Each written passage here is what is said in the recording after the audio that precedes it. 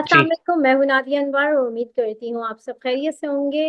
नाज़रीन, इन सारे सेशंस और प्रोग्राम्स को करने का मकसद ये होता है ताकि आप स्टॉक मार्केट में भरपूर तरीके से काम कर सकें, और इसके लिए ज़रूरी है कि आप चैनल को लाइक करें, सब्सक्राइब करें और साथ में बेल आइकन को भी हिट करें ताकि कोई भी इंफॉर्मेटिव वीडियो जो है वो आपसे मिस ना हो जाए। और इसके साथ ही साथ आप इसको शेयर भी कर सकते हैं जो लोग स्टॉक मार्केट से रिलेटेड हैं, और साथ ही साथ में डिस्क्रिप्शन में व्हाट्सएप का लिंक दिया हुआ है, आप वो भी ज्वाइन कर सकते हैं ताकि आप टाइमली हर चीज से अपडेटेड रहें। और इसके साथ ही साथ जो है, आप हमारे इस लाइव सेशन का हिस्सा बनना चाहते हैं तो वो भी आप उसके थ्रू कर सकते हैं। और साथ ही साथ अगर आप PSMU का प्रीमियम ग्रुप ज्वाइन करना चाहते हैं तो वो भी आप कर सकते हैं। नाजरीन, आज हमारे साथ सेशन में मौजूद हैं टॉप लाइन सिक्योरिटीज के सीनियर रिसर्च एनालिस्ट। जी हाँ, मैं बात कर रही हूँ नशित मलिक साहब की। उनको वेलकम करते हैं और उनसे जो है बातचीत का सिलसिला आगे बढ़ाते हैं। अस्सलाम वालेकुम सर। वालेकुम अस्सलाम। कैसे हैं सर, आप खैरियत से? जी जी, मैं ठीक। आप लोग सब ठीक हैं? अल्हम्दुलिल्लाह। जी बिल्कुल। सर, सबसे पहले तो एक शॉर्ट ब्रीफ जो है कोर्स के हवाले से मैं चाहूंगी कि आप दे दीजिए। और ये कोर्स जो है मैं यहाँ पे आज अनाउंस भी कर देती हूँ, और फिर आपको जो है हमारे प्लेटफॉर्म के थ्रू जो है आपको अपडेट मिलती भी रहेगी कि 15 दिसंबर से जो है ये कोर्स जो है वो स्टार्ट होने जा रहा है, और बहुत ही लिमिटेड स्लॉट है। तो जो लोग इंटरेस्टेड हैं कोर्स में एडमिशन लेने के लिए, तो वो जो है काइंडली अपनी जो है वो स्लॉट जो है वो जल्दी से बुक करा लें क्योंकि बहुत लिमिटेड है। और 15 दिसंबर से जो है इंशाल्लाह क्लासेस का बाकायदा आगाज होगा, और ये क्लासेस वीकेंड को होंगी तो, और जो है ऑनलाइन है, तो जो है काफी फीजिबल रहेगी जो लोग करना चाहते हैं। तो सर, आपसे बस रिक्वेस्ट है कि जल्दी एक क्विक सा जो है एक ब्रीफ जो है कोर्स के हवाले से आप बता दीजिए कि कोर्स में क्या होने वाला है, जो लोग इंटरेस्टेड हैं लेने में। जी, इस कोर्स में बेसिकली ये होगा कि लोगों को वो स्टॉक पिकिंग और एक अच्छे इन्वेस्टमेंट डिसीजन लेने में हेल्प करेगा, और इकोनॉमी और स्टॉक मार्केट की अंडरस्टैंडिंग डेवलप करने के लिए भी हेल्पफुल होगा। तो जो भी स्टॉक मार्केट में एज एन इन्वेस्टर, एक एक इन्फॉर्म्ड इन्वेस्टर या एक सीखा हुआ इन्वेस्टर बन के पार्टिसिपेट करना चाहता है तो वो इस कोर्स में से बेनिफिट ले। और ये है कि जो है सीख के काम करें। मैं रेकमेंड सबको यही करूंगा कि जो है भले कहीं किसी और सोर्स से सीखें लेकिन सीख के स्टॉक मार्केट में काम करें, वरना ऑब्वियसली यही है कि आप लोग के अपने पैसे हैं तो नुकसान भी आप लोग का अपना ही होगा अगर आप लोग जो है एक बगैर व्यू के और बगैर विजन के पार्टिसिपेट करेंगे स्टॉक मार्केट के अंदर। सही, बिल्कुल बिल्कुल सही बात है। और जो है जो लोग रिलेटेड हैं और जो लोग सीखना चाहते हैं वो बिल्कुल उनके लिए एक बहुत अच्छी अपॉर्चुनिटी है, और आई थिंक कि सबको जो है इसको अवेल करना चाहिए। सर, सबसे पहले तो मुझे ये बताइए कि मार्केट के हवाले से कि इस वक्त जो इंडेक्स इतना हाई जा रहा है, इंडेक्स के हाई होने की क्या कैलकुलेशन होती है, ये क्यों इतना हाई जा रहा है जबकि रेट वहीं पर है? तो थोड़ा सा इसके हवाले से बताइए कि क्या इंडेक्स को भी जो है कि कोई कैलकुलेशन होती है जो जिस तरीके से इंडेक्स हाई हो रहा होता है, क्या होता है? थोड़ा सा इसके हवाले से एक व्यू बताइए। जी, इस इंडेक्स ने आपने सही बोला, स्टॉक मार्केट के इंडेक्स ने इस हफ्ते भी तकरीबन 1.6% वीक ओवर वीक परफॉर्म किया, और स्टॉक मार्केट का इंडेक्स अबव 95,000 लेवल्स चला गया है। तो और रिकॉर्ड हाई के ऊपर है, और वो तकरीबन हर रोज ही अब स्टॉक मार्केट का इंडेक्स न्यू रिकॉर्ड हाईज बना रहा है। मतलब डेली जो है रिकॉर्ड हाई पे चला जाता है। तो इसको देखने का तरीका यही होता है कि ये जो रिकॉर्ड हाई बना रहा है स्टॉक मार्केट का इंडेक्स, ये बना भी रहा है और नहीं भी बना रहा। नहीं बना रहा है इस तरह से कि आ, क्योंकि इंडेक्स जो है उसकी जो प्राइसेस है सारी वो रुपीज में है, यानी कि जो भी स्टॉक हम देखते हैं उनकी रुपीज में प्राइसेस हैं, और वो उन रुपीज की प्राइसेस से इंडेक्स कैलकुलेट होता है।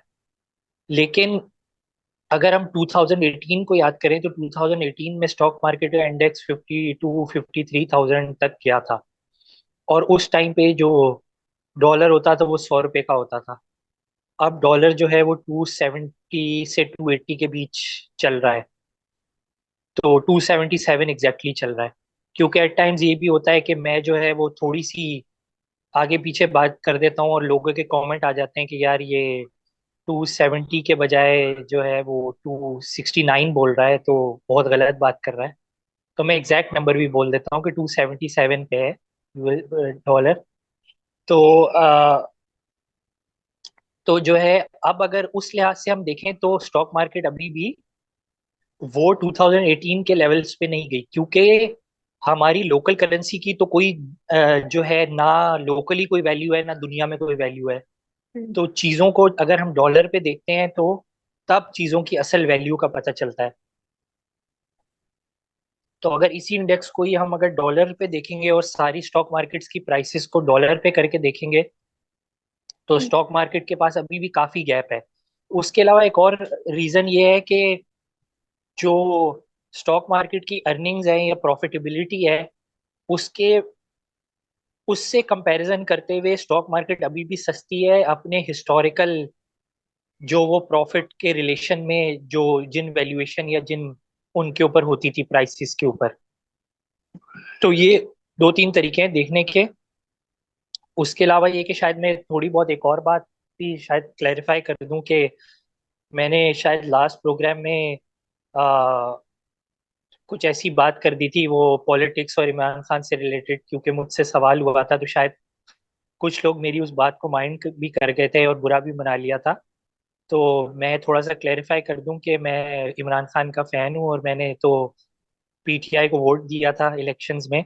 लेकिन मैं एज अ इकोनॉमिस्ट और एज एन एनालिस्ट जो है वो बात कर रहा था कि मुझे लगता नहीं है कि इमरान खान बाहर आ पाएंगे। उसकी बहुत सारी रीजंस हैं जो कि अगर हम रिकॉर्डिंग में या ऑन एयर ना डिस्कस करें तो ज़्यादा बेहतर होगा।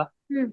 लेकिन ये है कि एज एन एनालिस्ट मैं इस चीज़ को एनालाइज कर रहा था कि लॉजिक को देखते हुए कि मुझे लगता नहीं है कि इमरान खान बाहर आएंगे, क्योंकि पॉलिटिकल स्टेबिलिटी एक जो है ना गोल है। पॉलिटिकल स्टेबिलिटी होगी तो इकोनॉमिक स्टेबिलिटी भी होगी, और अगर इकोनॉमिक स्टेबिलिटी होगी तो स्टॉक मार्केट परफॉर्म करती रहेगी, नहीं होगी तो स्टॉक मार्केट के फिर से गिरने के या क्रैश होने के चांसेस हो जाएंगे। सही, बिल्कुल। सर, इसके अलावा मैं ये जानना चाहूंगी कि जो आपने आइटम्स बताए थे वो कुछ चले थे, तो थोड़ा सा उसके हवाले से भी बताइए ताकि जो है ऑन एयर भी जो हमारी ऑडियंसेस हैं उनको पता चले। जो है आज आपने वैसे तो ग्रुप पे तो शेयर हुआ ही था ये चीज़, लेकिन आप बताएं कि जो आपके जो आइटम थे वो कौन से थे जो कि जिन्होंने परफॉर्म किया। हम्म। जी, इसमें सबसे जो है वो आगे आई थिंक ठट्टा सीमेंट है। कि ठट्टा सीमेंट जब 60 रुपीज का था या 60 60 से 70 के बीच के कहीं लेवल्स पे था, मतलब मुझे अब एग्जैक्ट बिल्कुल 100% नंबर नहीं याद, लेकिन हम्म। 60 to 70 के लेवल्स के अराउंड था, तो मैंने ठट्टा सीमेंट के ऊपर कॉल दी थी। और अभी दोबारा जब ठट्टा सीमेंट दोबारा जब 100 रुपए का हुआ था, तो मैंने आई थिंक दोबारा हमारे ही एक सेशन में मैंने दोबारा से ठट्टा सीमेंट को हाईलाइट किया था और अपनी टॉप पिक बोला था कि ये जो है 120 130 तक चला जाएगा। तो वो ऑब्वियसली 120 के करीब ही आज क्लोज हुआ है। तो ये एक एग्जांपल है, इस तरह की और भी एग्जांपल्स हैं, अभी मेरे माइंड में सिर्फ एक यही आ रही है। सही। वरना एग्जांपल्स और भी। वेव्स ऐप है, वेव्स ऐप के ऊपर मैंने जो है वो कॉल दी थी। हम्म। और जो है वेव्स ऐप के ऊपर हमने बाकायदा बल्कि एक प्रोग्राम भी किया था हमने अलग से वेव्स ऐप के जी, ऊपर। बिल्कुल। तो ये सारी चीज़ें रिकॉर्डिंग में है। और हमारी जो ऑडियंस है वो यूट्यूब के ऊपर जाके पाकिस्तान स्टॉक मार्केट अपडेट्स के पेज के ऊपर जाके ये सारी पुरानी रिकॉर्डिंग्स को व्यू कर सकती है। सही, बिल्कुल। जी सर, और यहाँ पर सवालात आने शुरू हो गए हैं। सबसे पहले मैं अशफाक साहब से कहूंगी कि वो अपना सवाल करें। जी अशफाक अहमद साहब, अपना सवाल कीजिए प्लीज।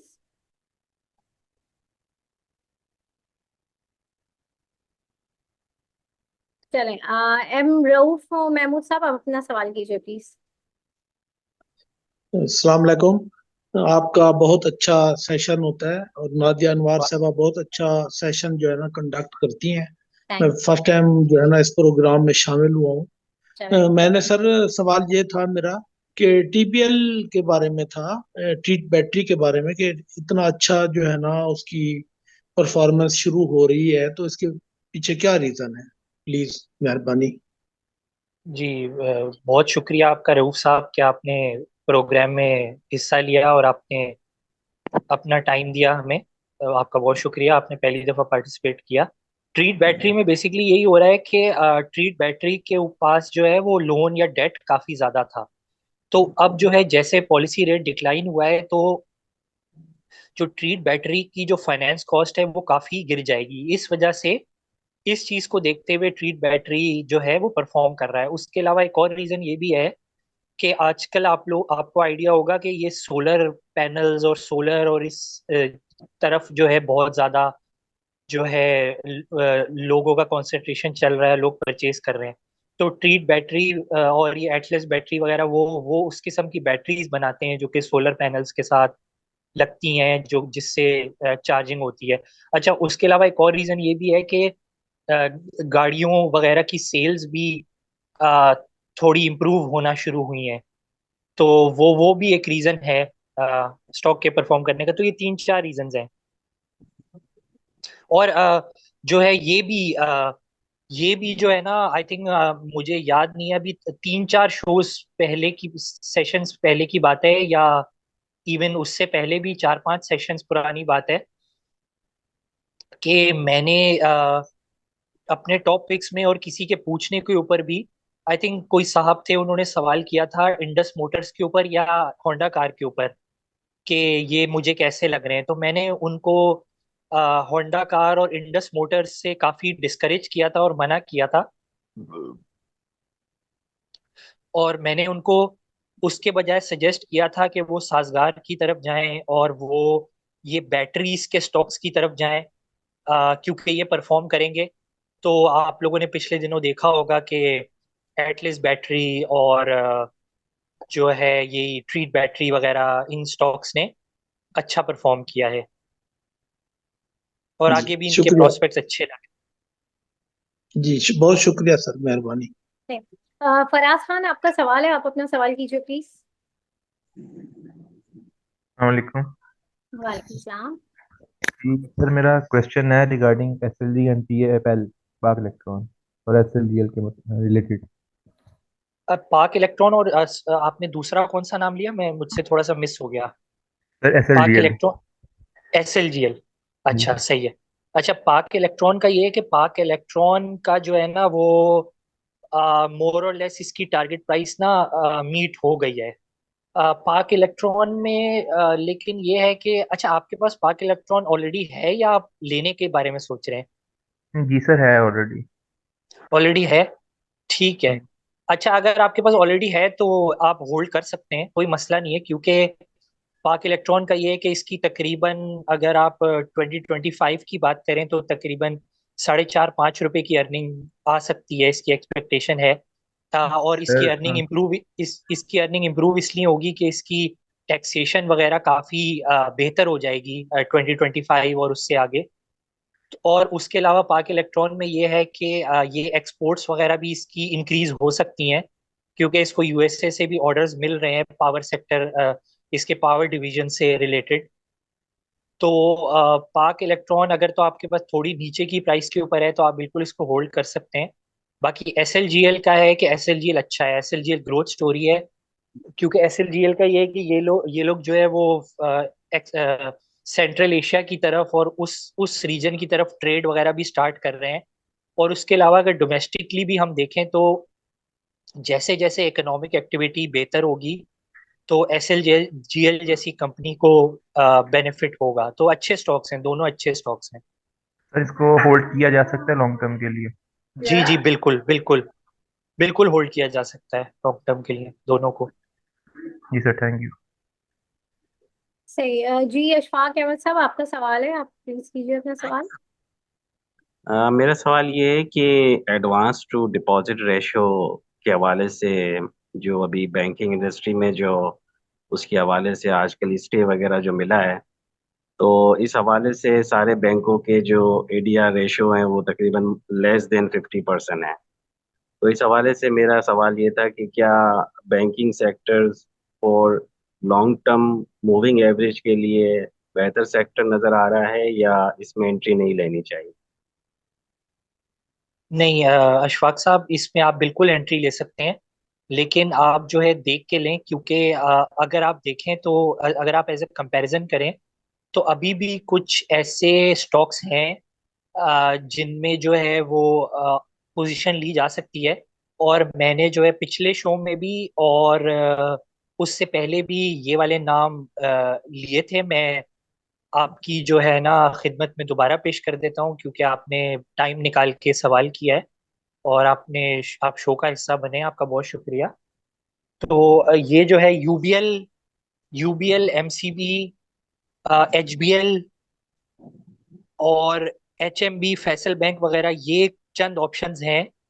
स्पेशली जो मैंने पहले नाम लिए, यूबीएल, एमसीबी, क्योंकि ये ऐसे स्टॉक्स हैं कि ये अभी भी आपको, और एचबीएल भी, यूबीएल, एमसीबी, एचबीएल, ये तीनों, ये अभी भी आपको 12-13% की डिविडेंड यील्ड दे रहे हैं। तो इस टाइम पे अगर आप बैंक में पैसे रखवाने जाएं, या आप जो है वो इवन इनडायरेक्टली कुछ और टी बिल वगैरह का इंस्ट्रूमेंट लें, या आप सेविंग सर्टिफिकेट लें, तो कोई भी इंस्ट्रूमेंट जो है वो इस किस्म का रेट आपको नहीं दे रहा। तो उसके अलावा ये कि ऑब्वियसली एक तो आपको ये डिविडेंड यील्ड अच्छी मिल रही होगी, क्योंकि आजकल के दौर में जब पॉलिसी रेट इतना नीचे चला गया, तो इस टाइम पे 12-13% की डिविडेंड यील्ड भी अच्छी डिविडेंड यील्ड है। तो एक तो अच्छी डिविडेंड यील्ड मिलेगी, और दूसरा है कि उसके अलावा स्टॉक की प्राइस बढ़ने के भी चांसेस होंगे। तो बिल्कुल बैंक में, लेकिन बैंक में ये है कि सिलेक्टिव होके पोजीशन लें, यानी कि हर बैंक इस टाइम पे अच्छा नहीं है। मे बी मीज़ान बैंक जो है वो अब इतना अच्छा, इस टाइम पे इतना अच्छा नहीं रहा, क्योंकि वो थोड़ा एक्सपेंसिव है। और बाकी भी कुछ बैंक्स हैं, लेकिन सिलेक्टेड बैंक्स। और मीज़ान बैंक में ये भी है कि कुछ जो है वो सेलिंग वगैरह भी देखने को आ रही है। तो जो है ये है, ओवरऑल ये पिक्चर है।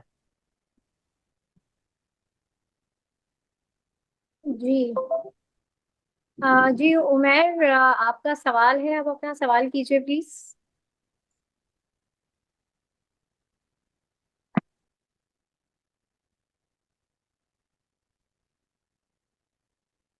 जी उमर, आपका सवाल था, अपने सवाल के लिए कहा था, तो अपना सवाल कीजिए प्लीज। अच्छा सर, जरा टीआरजी के हवाले से बताइए।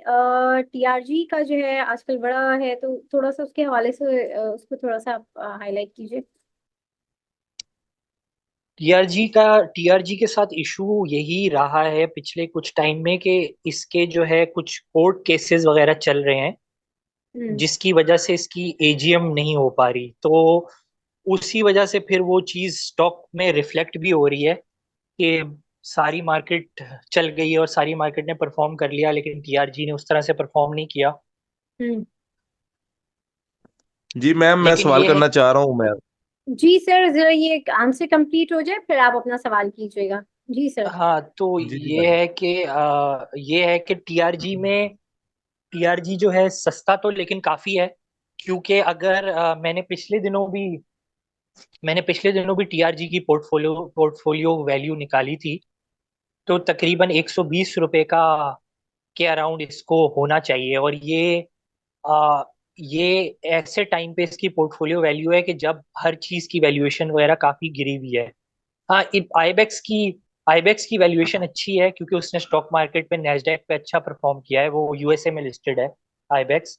लेकिन जो उसकी दूसरी कंपनी है एफिनिटी, उसकी वैल्यूएशंस वगैरह इतनी अच्छी नहीं है। तो जो है ऐसे हालात में भी अगर 120 पर शेयर की पोर्टफोलियो वैल्यू है, तो वो काफी जो है वो डिस्काउंट पे चल रहा है। तो इस लिहाज से अगर हम देखें तो टीआरजी परफॉर्म इसलिए नहीं करा। तो लेकिन यही है कि कोई अगर ऐसा इन्वेस्टर है जो कि थोड़ा सा लेके इंतजार कर सकता है, यानी कि क्योंकि टीआरजी का ये है कि वो एग्जैक्ट पता नहीं है कि ये कब चल जाएगा, क्योंकि इसकी ये कि रेजोल्यूशन होगी चीजों की। और एक एक एक्चुअली पॉजिटिव डेवलपमेंट हुई भी ऑलरेडी, कि अफिनिटी का जो डेट था वो रीस्ट्रक्चर हो रहा है। इससे रिलेटेड टीआरजी ने न्यूज भी दी थी अपनी स्टॉक एक्सचेंज में। तो एक पॉजिटिव न्यूज तो हो रही है। दूसरी जो है वो अगर कुछ कोर्ट केसेस वगैरह से रिलेटेड कुछ रेजोल्यूशन आती है या कुछ आता है, तो फिर टीआरजी बहुत अच्छा परफॉर्म करेगा। लेकिन ये है कि थोड़ा सा रिस्क इस सेंस में है कि अगर कोई इन्वेस्टर इसमें लंबी पोजीशन लेता है तो उसको हो सकता है थोड़ा वेट करना पड़ जाए। लेकिन अगर किसी इन्वेस्टर के अंदर आई थिंक थोड़ी हिम्मत है कि वो वेट कर सकता है तो अच्छा रिटर्न दे सकता है ये। जी जी। प्लीज। जी उमेर, आप अपना सवाल कीजिए प्लीज। जी जी, मेरा सवाल ये है कि जो एविंसियन की सब्सिडरी है ऑक्टोपस, एक तो उसका रेट ज्यादा है एविंसियन से, और सेकंडली मैंने ये चीज पूछनी है कि ये एविंसियन 57-58 से ज्यादा जाता नहीं है, मतलब यही रजिस्ट हो जाता है, जबकि इसका जो ऑक्टोपस है उसका फ्री फ्लोट भी कम है और ऑक्टोपस जो सा है उसका रेट भी ज्यादा है। तो एविंसियन क्यों नहीं क्रॉस कर पा रहा 60 को? 60 इसके लिए रेजिस्टेंस क्यों बन गया? और जबकि आप देखें टीआरजी का रिजल्ट इस मरतबा इस क्वार्टर का अच्छा आया है, एविंसियन का रिजल्ट क्वार्टर का अच्छा नहीं आया। तो एविंसियन चले ठीक है बिलो हो गया, लेकिन मैंने ये देखा कि एविंसियन को 60 पे रेजिस्टेंस क्यों आती है इतनी, जबकि इसकी सब्सिडरी से ऊपर है। जी जी उमेर साहब। अच्छा, बेसिकली ये है कि आपको पता नहीं आइडिया होगा या नहीं होगा, कोई मसला नहीं है अगर नहीं है तो मुझ किसी ने ये हमारा जो ग्रुप ही है जिसके बारे में नादिया हमें इन्फॉर्म भी कर रही थी कि आप पीएसएमयू के ग्रुप को ज्वाइन करें, तो आप बिल्कुल उस ग्रुप को ज्वाइन करें क्योंकि वहाँ पे भी यही वाली टिप्स वगैरह और यही सजेशंस वगैरह और लोगों के क्वेश्चंस वहाँ पे भी आंसर हो रहे होते हैं।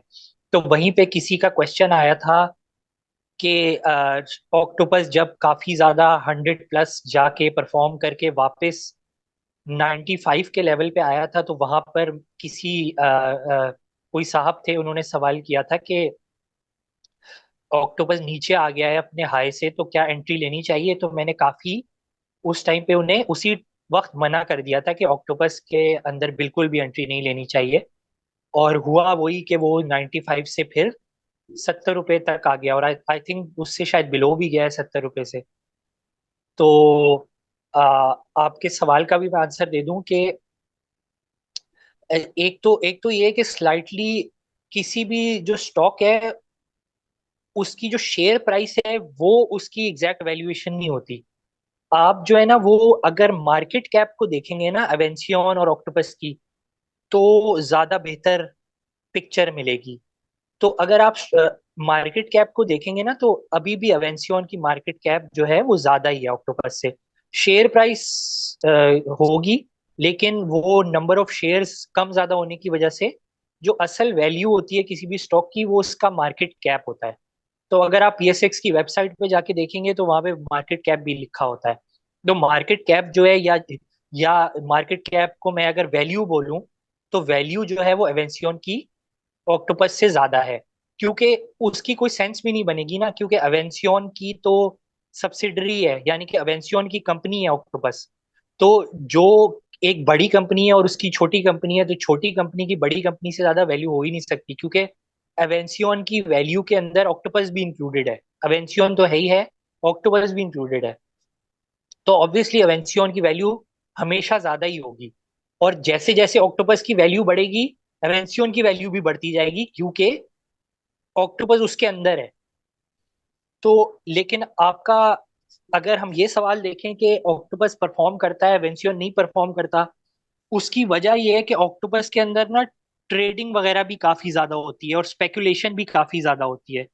तो ट्रेडिंग और स्पेकुलेशन की वजह से ऑक्टोपस एट टाइम्स बहुत ज्यादा आगे निकल जाता है। इसी तरह से आईटी सेक्टर के अंदर एक और स्टॉक है नेटसॉल। नेटसॉल के अंदर भी यही होता है, काफी स्पेकुलेशन और स्पेकुलेटिव किस्म की ट्रेडिंग होती है। तो अवेंसियन जो है, लेकिन ओवरऑल मुझे अच्छा लगता है। आपने वो सवाल किया कि ये एक बैंड के अंदर क्यों घूमता रहता है, तो अवेंसियन का ये है कि थोड़ा सा अवेंसियन के अंदर स्लो डाउन आया था। लेकिन अगर हम थोड़ा सा लॉन्ग टर्म व्यू लेके देखें तो अवेंसियन अपने टारगेट्स को मीट करेगा, जो उसने अपने रेवेन्यू और प्रॉफिटेबिलिटी के टारगेट्स और वो बनाए हुए हैं, क्योंकि उसने हिस्टोरिकली भी उनको मीट किया है। उसके अलावा अगर हम एवेंसियन को एक और बात देखें कि एवेंसियन के क्वार्टर ओवर क्वार्टर ना काफी डिफरेंसेस आते हैं, क्योंकि उसका जो रेवेन्यू जो रियलाइज होता है, जो या जो रेवेन्यू बुक बुक होता है जो रेवेन्यू बुक होता है उसमें जो है ना डिफरेंस होता है, यानी कि आप किसी एक क्वार्टर में देखेंगे तो रेवेन्यू कम होगा, फिर जो है जो थर्ड फोर्थ क्वार्टर है एवेंसियन का, उसमें वो ज्यादा रेवेन्यू और प्रॉफिट बुक करता है नॉर्मली। तो अगर हम इस पिक्चर को देखें तो उस लिहाज से एवेंसियन अच्छा है। ऑक्टोपस अभी भी काफी महंगा है। अगर ऑक्टोपस आपको लेट सपोज 50 रुपए के आसपास मिलता है, या इवन चलो 55 तक भी मिलता है, तो ऑक्टोपस आप ले सकते हैं। लेकिन ये कि इन लेवल्स के ऊपर भी मुझे ऑक्टोपस इतना कुछ समझ नहीं आ रहा। एवेंसियन फिर भी ठीक है कि एवेंसियन इवेंचुअली कर जाएगा परफॉर्म। हाँ, उसकी थोड़ी रेजिस्टेंस है कि वो एक बैंड में घूम रहा है, लेकिन ये कि अभी सब्सिक्वेंट क्वार्टर्स में जब उसकी थोड़ी सी अर्निंग में इंप्रूवमेंट आएगी, और स्पेशली जब लास्ट क्वार्टर का रिजल्ट आएगा, क्योंकि एवेंसियन का लास्ट क्वार्टर हमेशा सबसे बेहतर होता है। तो ये है ओवरऑल पिक्चर। सही। सर, टाइम बहुत कम रह गया है, ऑलमोस्ट 7 मिनट है और क्वेश्चंस हैं, तो मैं ये चाहूंगी कि जरा शॉर्ट शॉर्ट करके आप जो है जितना कवर हो सकता है करें। कैसर साहब, आप अपना सवाल कीजिए। अच्छा, इन द मीनवाइल सर यहाँ पर जो है फास्ट केबल के हवाले से पूछा गया है कि ओवरव्यू फास्ट केबल का दे दें। जी कैसर साहब, आपका सवाल लेते हैं, पहले फास्ट केबल के हवाले से सर बता दें, और जो क्विक, क्योंकि टाइम बहुत कम है। ये फास्ट जी मैंने फास्ट केबल पूछना अच्छा था, है। ये अब मंडे को जो आईएमएफ का रिव्यू हो गया है, अब इसमें मार्केट क्या दिखाएगी, इंडेक्स किस तरह परफॉर्म करता हुआ नजर आ रहा है? देखिए मार्केट, ये जो आईएमएफ का ये वाला रिव्यू, ये आईएमएफ का रिव्यू नहीं था। ये आईएमएफ की टीम ने वैसे ही जो है ना विजिट किया था। यानी कि आप समझ लें कि जिस तरह से जो है कभी कभार जो सुपरवाइजर होता है वो फैक्ट्री फ्लोर का चक्कर लगा लेता है कि जो उसने टारगेट्स दिए थे, या जो उसने लोगों को इंस्ट्रक्शंस दी थी, वो फॉलो हो रही थी या नहीं हो रही थी। तो आईएमएफ का जो रिव्यू है वो तो अ, तकरीबन 4-5 महीने हैं, उसमें 3-4 महीने हैं जो ऑफिशियल रिव्यू है। ये वैसी विजिट था जिसमें कुछ चीजें, आई थिंक ये मैंने पिछले शो में भी बता दिया था कि दो एजेंडास थे। एक तो ये कि टैक्स का टारगेट तकरीबन 150 अरब से थोड़ा सा नीचे चल रहा है, और दूसरा कि पीआईए प्राइवेटाइज क्यों नहीं हो पाया अभी तक, यानी कि उसकी कोई अच्छी बिड क्यों नहीं आ पाई अभी तक। ये दो रीजंस थे। और पावर सेक्टर के ऊपर कुछ डिस्कशंस करनी थी आईएमएफ को। तो ये एजेंडा था। सही। तो सर ये ये जो है, अब मार्केट ऊपर जाएगी या नीचे जाएगी मंडे को, क्या होगा? लॉकडाउन भी लग गया लाहौर में। जी सर, मार्केट का व्यू हम लास्ट में लेंगे सर, जब तक ये हम सवाल कवर कर लेते हैं। फास्ट केबल के हवाले से बता दीजिए इसका ओवरव्यू, और जो है PNSE can touch 450 price are you expected, तो ये जरा सवाल के जवाब हैं, ये जरा आप कर लें। ये दोनों अच्छे स्टॉक्स हैं, दोनों अच्छे स्टॉक्स हैं। फास्ट केबल्स का यही है कि आ, जो जो पीएनएससी है वो काफी स्टेबल है और थोड़ा परफॉर्म कर चुका है, और गोइंग फॉरवर्ड डिविडेंड भी देना शुरू करेगा और अच्छा डिविडेंड देगा। बाकी जो फास्ट केबल है, फास्ट केबल बहुत अच्छी कंपनी है और बहुत ही अच्छे किस्म के केबल्स के प्रोडक्ट्स बनाती है, 3-4 किस्म के।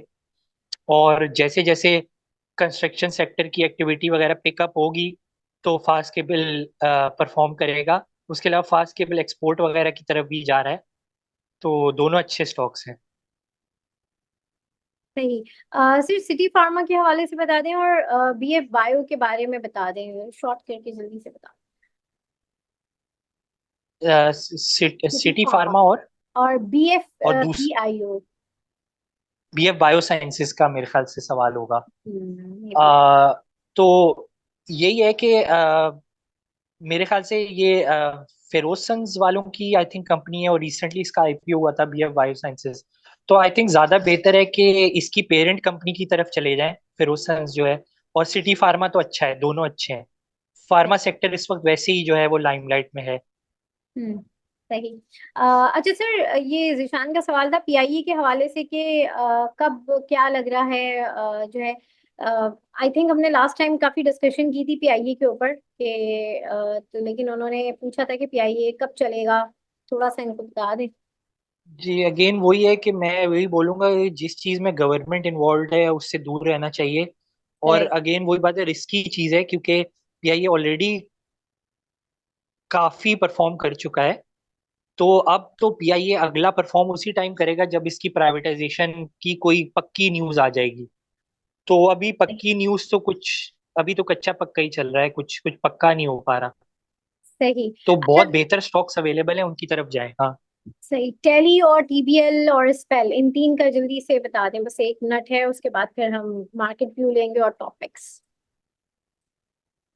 स्पेल स्पेल अच्छा है, ऑटो पार्ट्स वगैरह, बाकी नहीं, दोनों नहीं, मैं टेली एंड रिकमेंड नहीं टीबीएल। करूंगा। सही। और सर नहीं, रिफाइनरीज के हवाले से पूछा गया, रिफाइनरीज का थोड़ा सा बता दें कि क्या है। वो ये रिफाइनरीज में यही है कि थोड़ा सा डिप के ऊपर बाय करने की स्ट्रेटेजी बनाए। अगर हम्म। डिप के ऊपर बाय करने की स्ट्रेटेजी बनाएंगे तो बिल्कुल रिफाइनरी में फायदा होगा। और रिफाइनरी में पीआरएल, एनआरएल और पीआरएल, एटीआरएल और एनआरएल, जैसे मैंने पिछले शो में भी शायद बोला था। हम्म।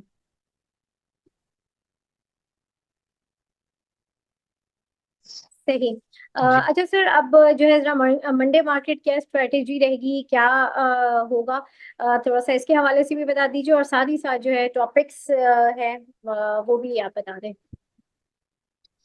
जी, मार्केट में ये है कि लॉकडाउन वगैरह लगने से, जैसे एक साहब ने सवाल किया था, तो हम्म। लॉकडाउन वगैरह लगना वो तो टेम्पररी चीज है, उससे सच कोई इतना फर्क नहीं पड़ेगा, क्योंकि वैसे भी विंटर्स में थोड़ी बहुत डिमांड वैसे भी सीजनली कम ही हो जाती है। हम्म। क्योंकि अभी वो रबी का, खैर रबी का प्लांटेशन वाला सीजन तो अभी आएगा, लेकिन ये है कि सीमेंट वगैरह की डिमांड वैसे भी और चीज़ों की डिमांड थोड़ी कम ही हो जाती है। हाँ, ये लॉकडाउन वगैरह लगने से आई थिंक जो ऑयल वगैरह की, पेट्रोल वगैरह की सेल्स पे थोड़ा इम्पैक्ट आएगा, लेकिन ओवरऑल स्टॉक मार्केट के परफॉर्म करने पे मुझे नहीं लगता इसका कोई इम्पैक्ट आएगा।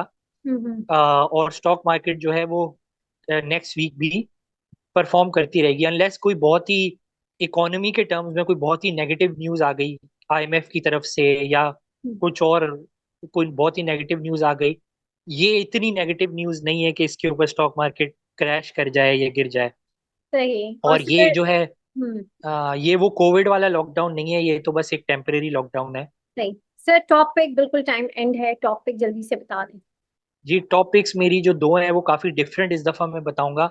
एक आदमजी लाइफ, एक आदमजी इंश्योरेंस है, हम्म। AICL, और दूसरी कोलगेट पामोलिव, COLG। ये दोनों टॉपिक्स हैं। सही, जबरदस्त, बिल्कुल। Thank you so much sir आपका, और हमारे साथ जितने भी पार्टिसिपेंट्स हैं आप लोगों का भी बहुत शुक्रिया, और इसी के साथ ही साथ आज के सेशन से मैं इजाजत लूंगी, आप लोगों से इंशाल्लाह फिर मुलाकात होगी, तब तक के लिए अल्लाह हाफिज।